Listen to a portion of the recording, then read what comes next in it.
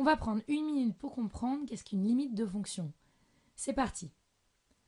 En seconde, on a appris à remplir un tableau de variation à partir d'une courbe.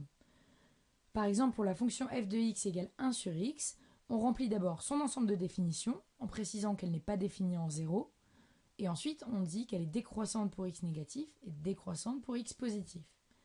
Mais on ne sait pas ce qui se passe quand x devient très très grand ou quand x devient très petit.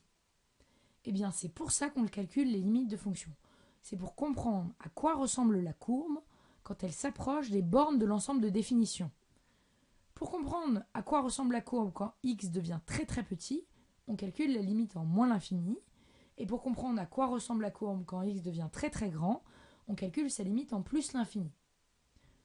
Quand la courbe n'est pas définie en un point, par exemple comme ici en 0, on calcule aussi la limite en ce point. Là sur le dessin, on voit bien que la courbe ne va pas dans le même sens quand elle s'approche de 0 par valeur inférieure ou par valeur supérieure. C'est pour ça qu'on parle de limite à gauche et à droite d'un point. Ici, elles sont différentes.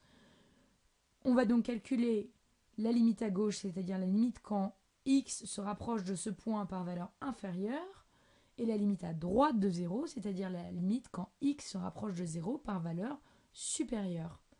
Voilà, maintenant il ne reste plus qu'à comprendre comment on calcule ces limites de fonction.